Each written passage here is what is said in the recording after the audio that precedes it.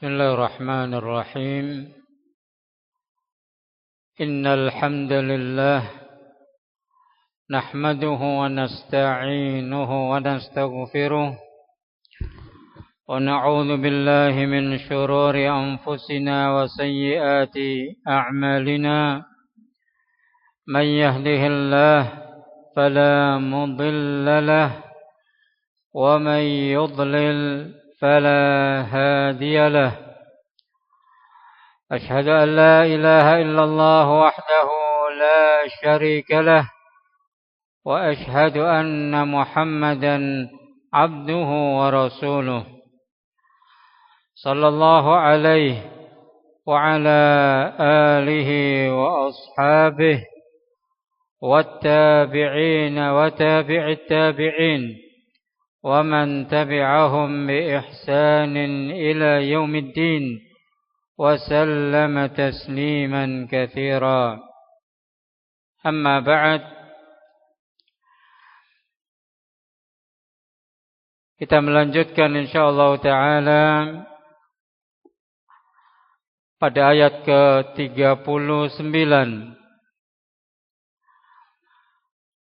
أعوذ بالله السميع العليم من الشيطان الرجيم من همزه ونفخه ونفثه ولولا إذ دخلت جنتك قلت ما شاء الله لا قوة إلا بالله إن ترني أنا أقل منك مالا وولدا.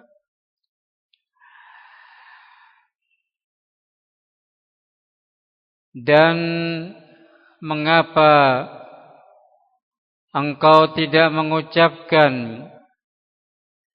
tatkala memasuki kebunmu? Mengapa engkau tidak mengucapkan Masya Allahu la quwwata illa billah? Maknanya Masya Allah yaitu sungguh atas kehendak Allah Jalla wa'ala semua ini terwujud. Sungguh atas kehendak Allah semata. Nah, demikian sesungguhnya bahwa sesungguhnya atas kehendak Allah. Maka tersirat padanya semua ini terwujud. Semua ini terwujud sungguh semata-mata kehendak Allah. Bisa difahami insyaallah makna Masya Allah, sungguh atas kehendak Allah semata. Apa itu? Semua tadi terwujud. La quwwata illa billah, yang tidak ada kekuatan melainkan dengan pertolongan Allah, yang mana tidak ada kekuatan atau juga daya upaya dari kita illallah, kecuali Allah, maksudnya kecuali dengan pertolongan Allah Jalla wa'ala semata. Itu makna Masya Allah la quwwata illa billah. Mengapa engkau tidak mengucapkan itu? 6. Telah disebutkan riwayat tentang fadilah atau keutamaan kalimat Masya Allah la quwwata illa billah, la hawla wa la quwwata illa billah, kanzun min kunuzil jannah, harta simpanan dari harta-harta simpanan surga. Itulah kalimat la haula wala quwwata illa billah. Naam. Kita tambahkan riwayat terkait dengan kalimat ini, Masya Allah la quwwata illa billah,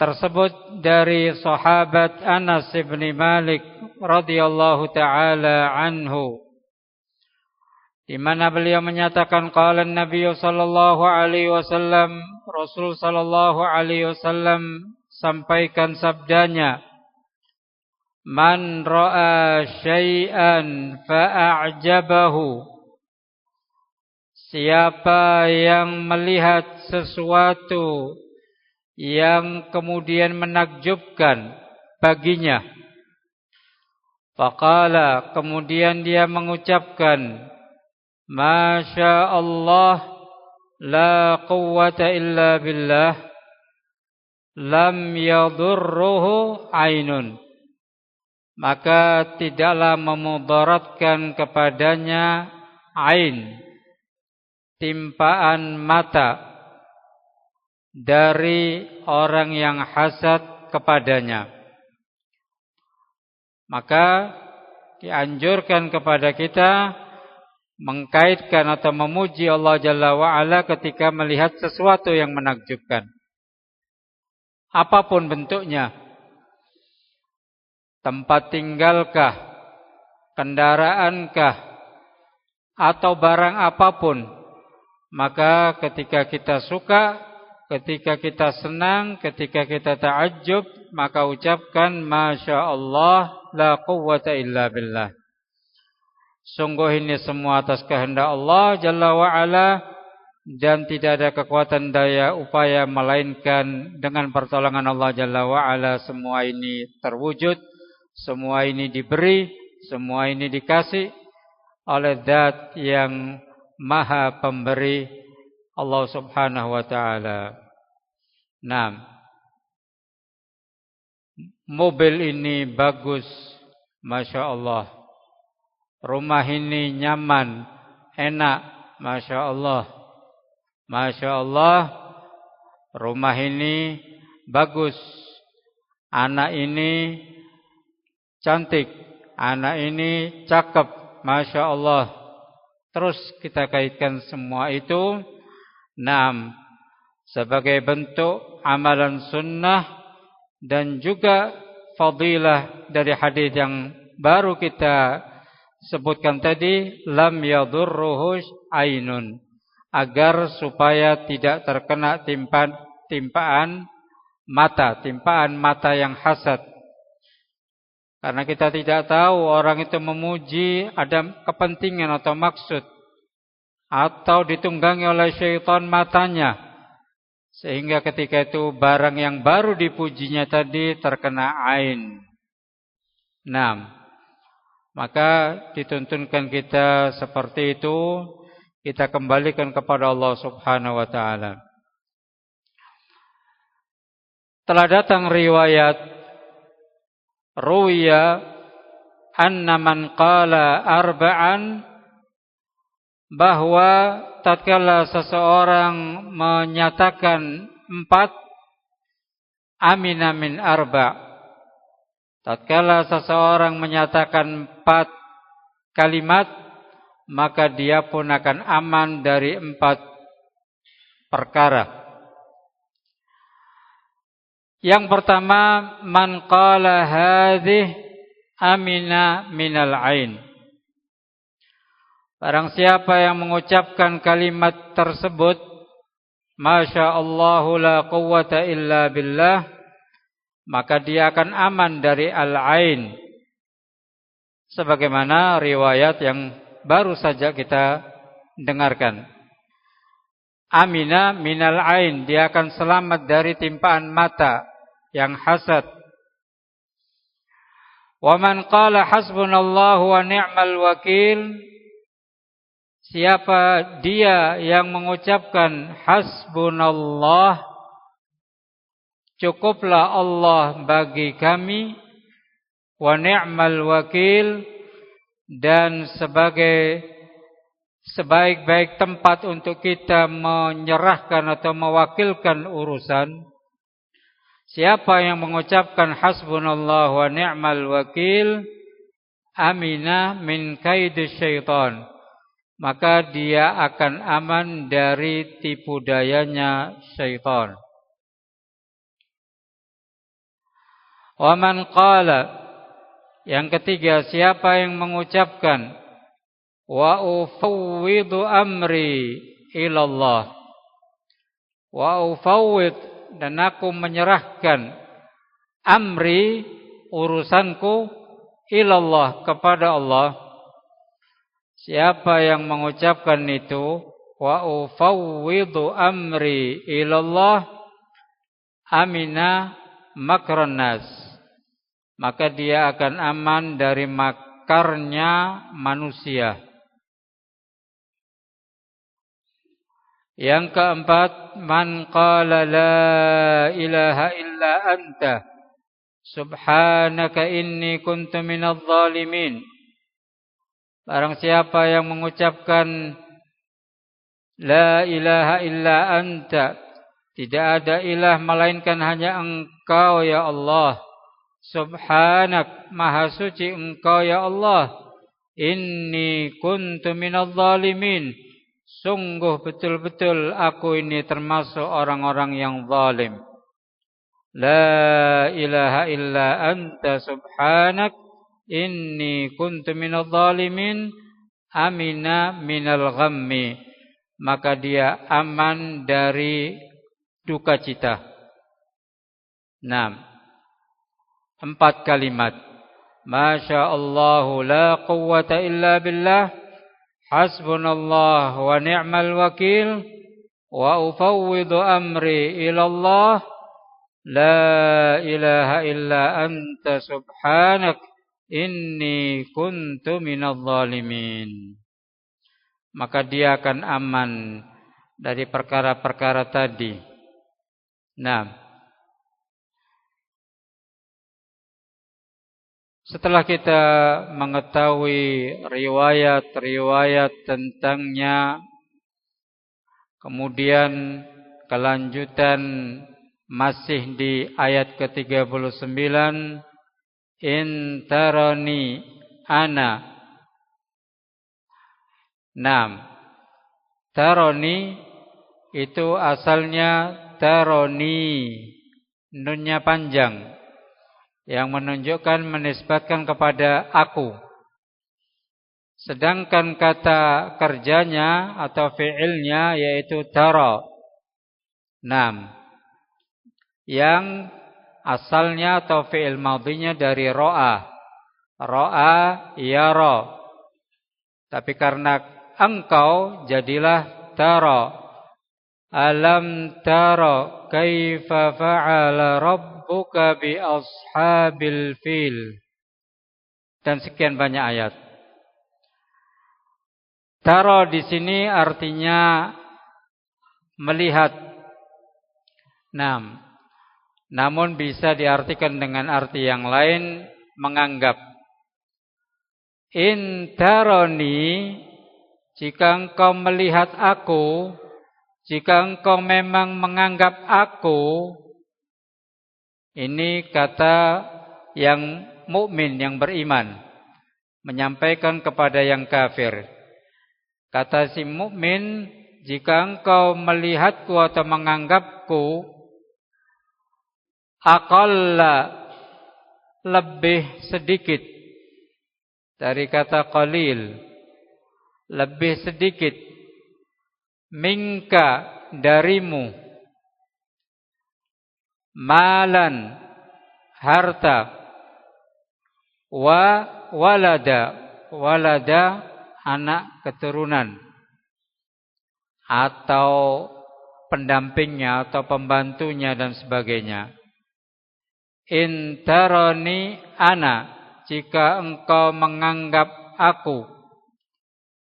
Di situ ada kata ana. Ana artinya saya, aku. Kenapa disebutkan lagi padahal sudah tersebut pada kata ni, untuk menguatkan saja. intarani ana, jika engkau menganggap aku aqalla minka, lebih sedikit darimu, malan wa walada, dari sisi harta dan anak keturunan. Nah, artinya pada ayat ini perkataan orang yang beriman kepada yang kafir tadi telah membanggakan dengan harta dan keturunannya. Nah, maka si mukmin pun mengingatkan, tidak masalah jika memang engkau menganggapku, aku ini lebih sedikit darimu dari sisi harta dan keturunan. Namun apa yang ada di sisi Allah itu khairun wa abqa. Yang tersirat dari kalimat itu bahwa apa yang ada di sisi Allah nanti itu adalah jauh lebih baik dan lebih kekal bagiku dibandingkan kamu. Engkau telah dibukakan, diulurkan dari sisi kekayaan yang berlimpah.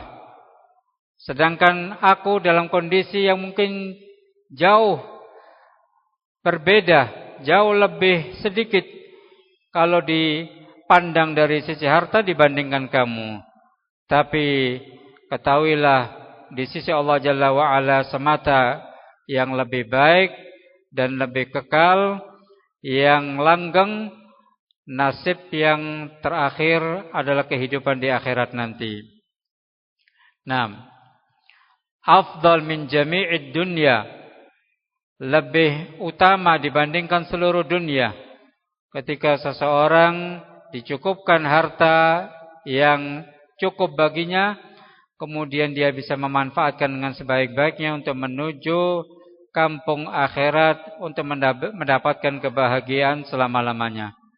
Dibandingkan ketika seseorang diberi harta yang berlebih, berlimpah, kemudian dia lupa diri dan kufur kepada Allah Jalla wa'ala, maka dia akan sengsara selama-lamanya di akhirat nanti.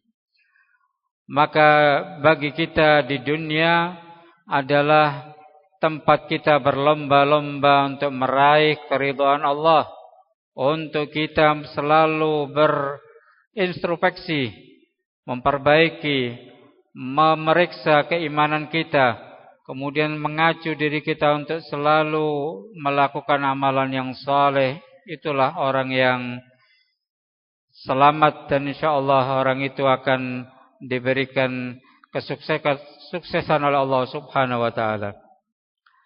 Nah,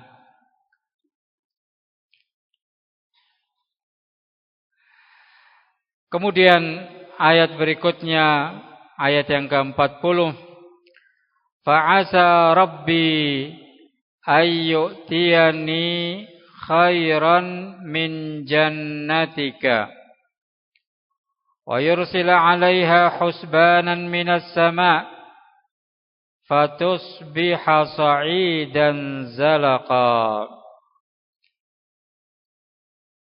Perlu kita baca, fa'asa rabbi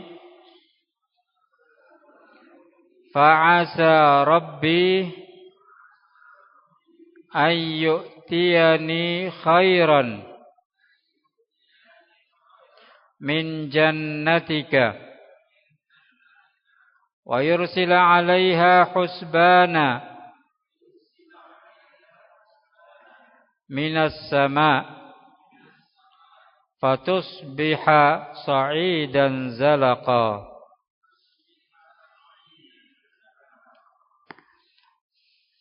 Orang yang beriman tadi masih melanjutkan perkataannya, fa'asa rabbi. Fa disambung dengan asa. Asa artinya la'alla, mudah-mudahan atau semoga. Fa'asa rabbi, maka semoga Rabbku an yu'tiyani, memberikan kepadaku khairan, jauh lebih baik min jannatika, dari kebunmu, dari kekayaan yang kau miliki. Ayyutiyani khairan min jannatika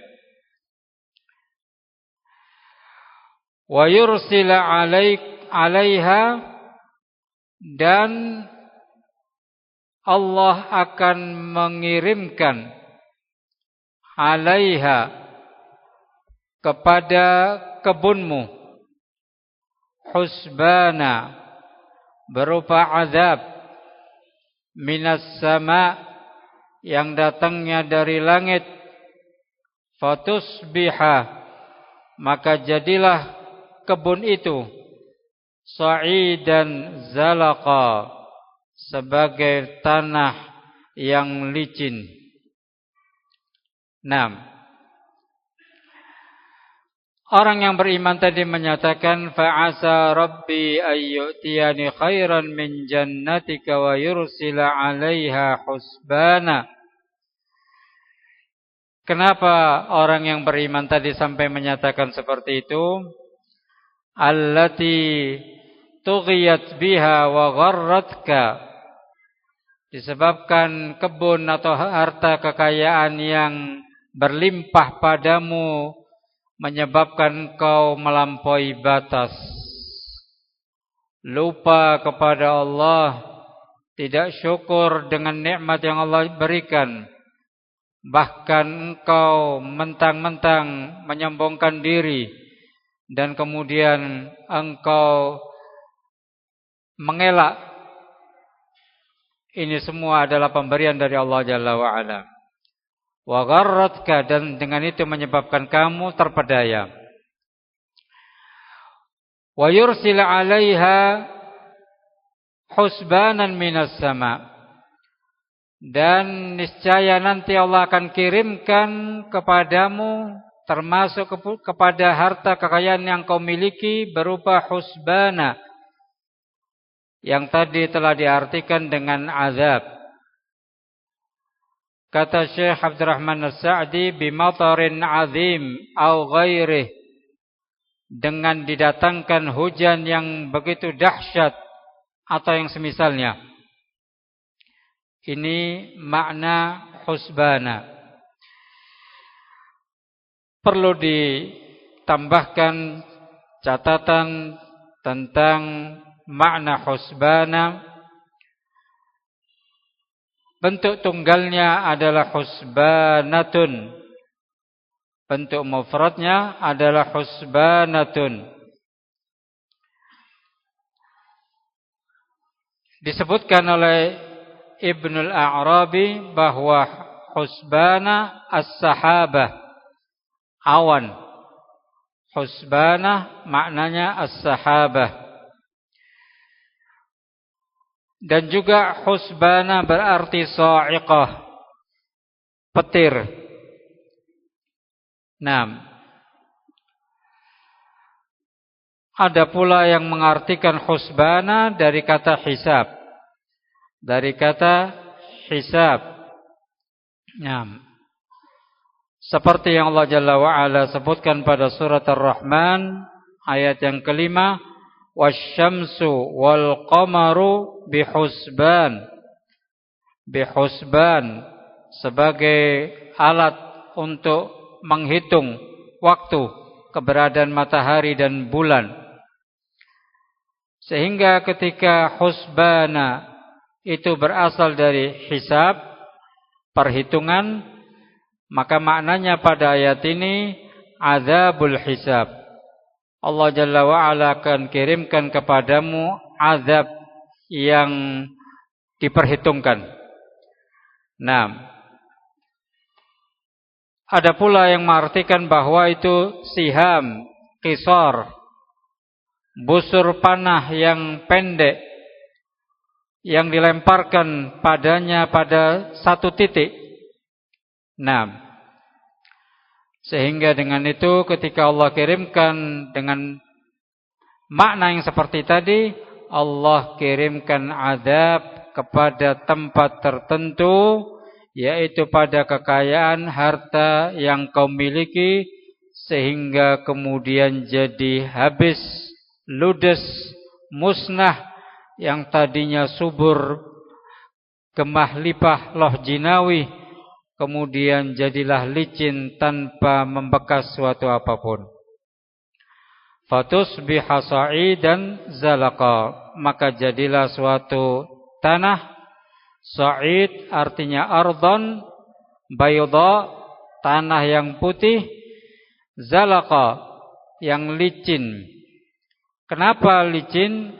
La yambut fiha nabat wala yathbut 'alaiha qadam, karena tidak bisa ditanami dengan suatu tanaman dan kemudian tidak bisa dipijak oleh kaki, maka dinamakan zalaqa, licin, sehingga kamu terpeleset, sehingga kamu tidak bisa memanfaatkan lagi tanah tersebut.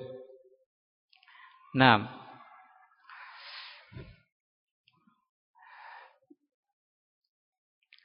dikatakan oleh Syekh Abdurrahman As-Sa'di rahimahullah, sa'idan zalaqa qadiq tala'at asjaruha, terkelupas, tercabut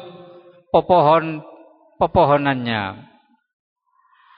Wa talaffat asmaraha, dan kemudian tergugurkan buah-buahnya. Wa gharaqa zar'uha, dan kemudian pula tanam-tanamannya pun tenggelam. Wa zala naf'uha, dan kemudian hilanglah manfaatnya. Dari sekian penafsiran yang disebutkan semakin memahamkan kita. Wa yursila 'alaiha husbanan minas sama' fatusbiha sa'idan zalaqa. 6.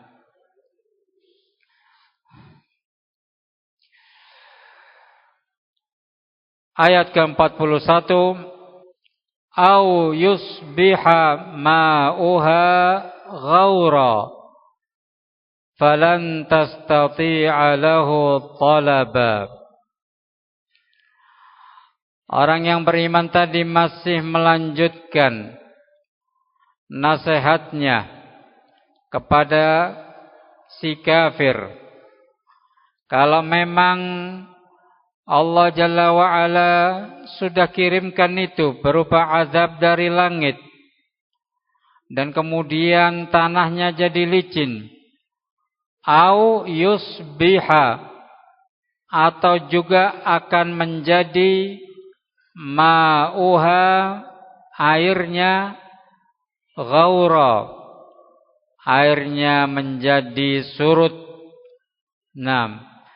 Airnya menjadi surut, falan tastati'a lahu talaba, sehingga kamu tidak akan bisa untuk sampai ke sana. Kamu tidak bisa menuntut apa-apa. 6. La yastati' al-wusul ilaih bil ma'awil wala bighairiha, tidak bisa mampu untuk dicapai sekalipun kau cangkul atau engkau apakan. Nah, sudah tidak bisa lagi. Tinggallah bagimu tercengang, tidak bisa melakukan atau berbuat apapun. Falan tastati'a lahu talaba. Kenapa orang yang beriman tadi menyatakan itu? 6.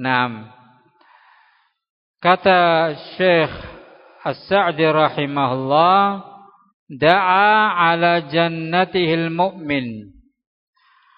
Orang yang beriman tadi mendoakan keburukan kepada dia atas kebunnya, atas kekayaannya, ghadaban li rabbih. Dia lakukan itu sebagai bentuk ghadab, kemarahan, li rabbih, karena Allah Jalla wa'ala. Nah, kenapa sampai dia marah seperti itu? Likauniha gharrat wa atghathu. Disebabkan si kafir temannya ini tadi terpedaya melampaui batas dengan apa yang Allah Jalla wa Ala berikan. Bukan dia lakukan dalam rangka ketaatan kepada Allah, namun justru kekayaannya tadi dia manfaatkan di jalan dosa, kemaksiatan dan kekufuran.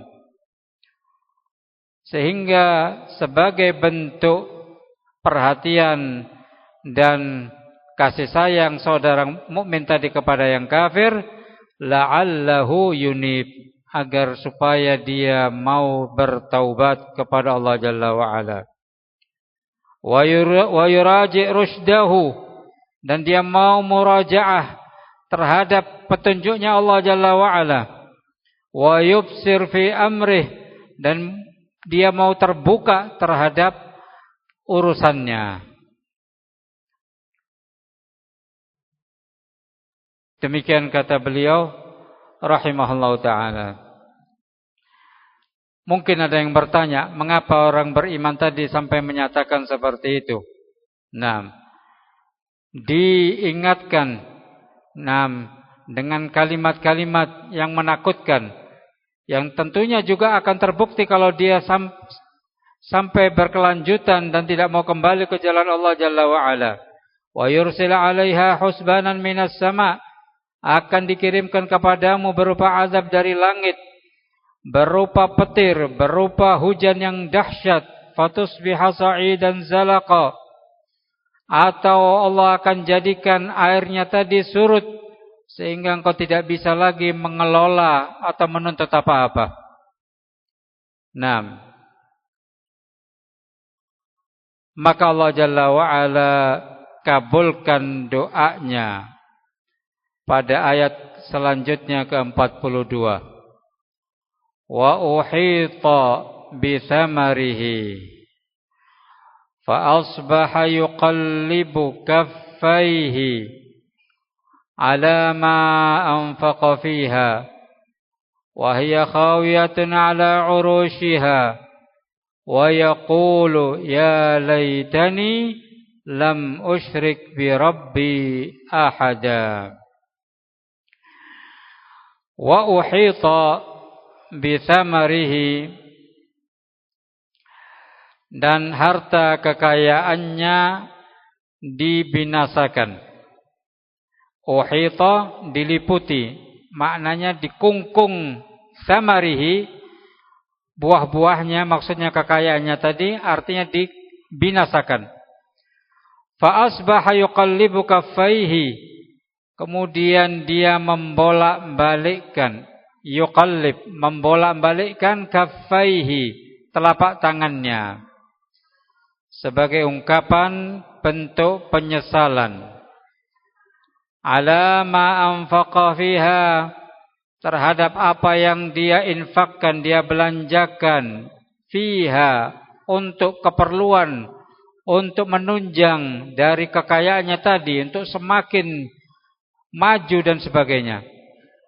Wahia khawiyah, sedangkan pohon tadi itu khawiyah, roboh, ala urushiha, di atas penyangga-penyangganya. Wa yaqulu, dan dia cuma bisa bilang, ya laitani, aduhai kiranya, lam usyrik bi rabbi ahada, aku tidak mempersekutukan seorang pun dengan Rabbku. Kata Al-Imam Qurtubi rahimahullahu ta'ala, ini bentuk an-nadam, bentuk penyesalan yang tidak bermanfaat. Ketika semuanya sudah dihabiskan oleh Allah Jalla wa'ala, ketika dia mati belum bertobat kepada Allah Jalla wa'ala, maka bentuk penyesalan ini la yanfa'uh, tidaklah bermanfaat baginya. Dikabulkan oleh Allah Jalla wa'ala. dihabiskan dengan melalui azab yang Allah timpahkan sehingga tidak tersisa sedikit pun. Nah, ketika sudah dibinasakan buah-buahnya tadi, maka mengharuskan untuk gugur seluruh pohon-pohonnya, buah-buahnya, tanaman-tanamannya. Nah, fa asbaha yuqallibu kaffaihi ala ma anfaqa fiha, maka jadilah dia hanya bisa membolak-balikkan kedua tangannya atas apa yang sudah dia keluarkan. Dikeluarkan begitu banyak nafkahnya untuk keperluan dunianya, sehingga tidaklah tersisa sedikit pun yang dia miliki. Nah, kita baca ayat yang telah kita bahas sampai ke ayat ke-38 untuk mengakhiri kajian malam ini.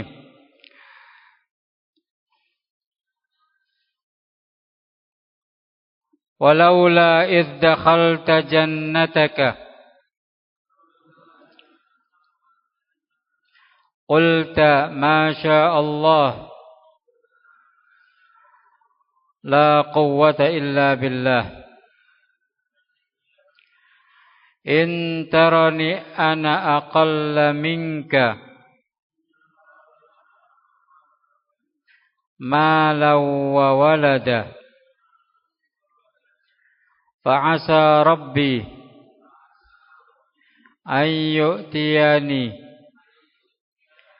khairan min jannatika wa yursila 'alaiha husbanan minas sama' fatusbiha sa'idan zalaqa aw yusbiha ma'uha ghawra falan tastati'a lahu talaba wa uhita bi thamarihi fa asbaha yuqallibu kaffaihi ala ma anfaqa fiha wa hiya khawiyatun ala urushiha wa yaqulu ya laitani lam usyrik bi rabbi ahada. Allah Ta'ala a'lam. Sallallahu wasallam ala nabiyyina Muhammad wa ala alihi wa sahbihi wasallam. Walhamdulillahi rabbil alamin.